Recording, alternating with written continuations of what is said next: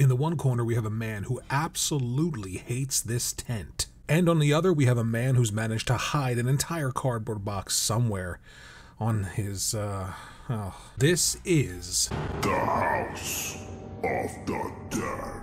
The Battle of the Stealth Games.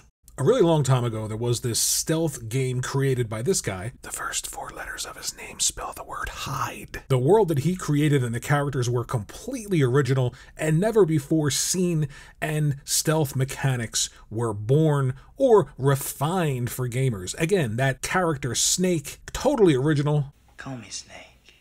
And with Metal Gear Solid on the PlayStation 1, the lead up to the refinement of this series and this genre led to Metal Gear Solid 2. It was an amazing game, the best graphics, the best gameplay, totally, completely just awestruck when I saw this game, and Ubisoft decided with Xbox that they wanted to challenge the throne of stealth and create something absolutely incredible. A character just as original as Snake, and they came up with Sam Fisher. My role in the development of Splinter Cell. Besides sounding incredibly drunk in that scene, Sam Fisher was the anti-hero, and he was the answer to Konami and PlayStation's Snake. And graphically, the first Splinter Cell pushed the Xbox to the absolute limit with real-time lighting and reflections and animations that were much better than the original Metal Gear Solid games. So what we're going to do is look at both of these games.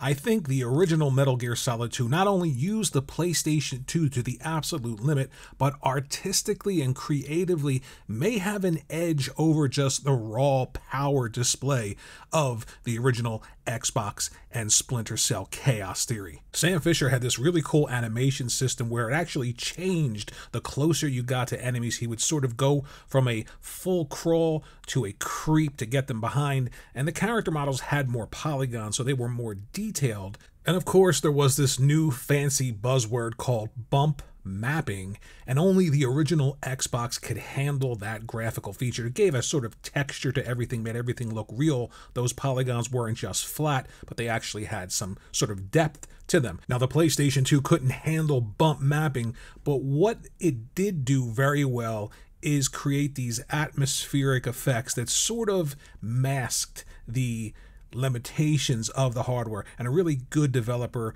a really great art style sort of masked what the PlayStation 2 couldn't do graphically. But when Splinter Cell wanted to show off the lighting and the detail and all those extra graphical techniques, really pushed this game to the absolute limits. It was a sight to behold, and creatively and artistically, it may not have that push that Metal Gear Solid have, especially with the characters and the story, but it was grounded in gritty reality. I mean, look at this guy hanging from a pipe. You get to cut him off and just drop him in the tub.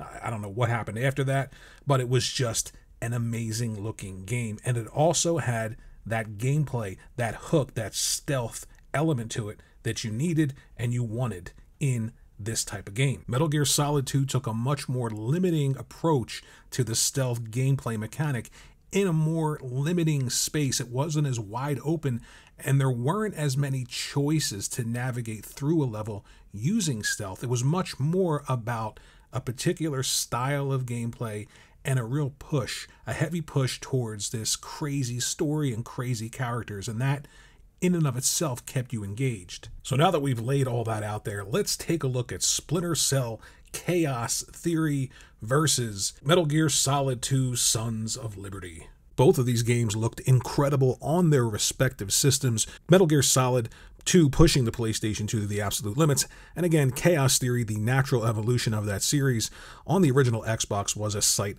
to behold. When I think about these two games, I think about style versus substance. Metal Gear Solid was always about style. Snake was just absolutely cool.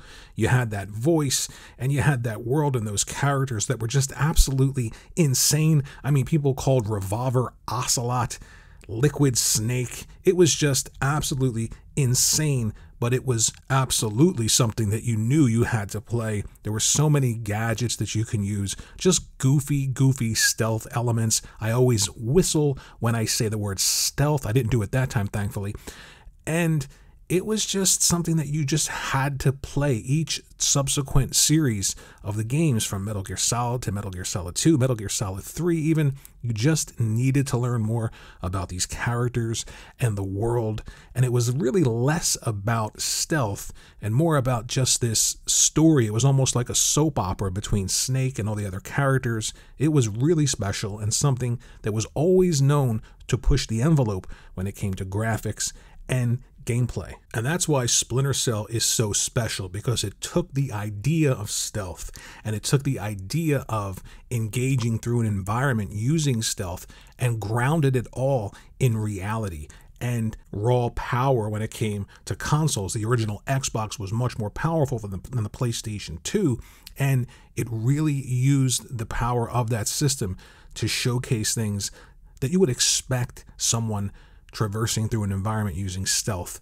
to have, like the reflections, like the shadows, the play between light and darkness. There were actually elements where Sam would interact with cloth in a way that was not possible on the PlayStation 2. So it took the approach of Metal Gear Solid and grounded everything in a much more realistic world, where Sam Fisher was more of someone that people could identify with, more than a guy who could hide a cardboard box somewhere on his body. So it's all style versus substance with these two games. At the end of the day, if I had to pick one, I wouldn't, because I want to play something that's highly stylized and I want to have something that has a lot of substance in it.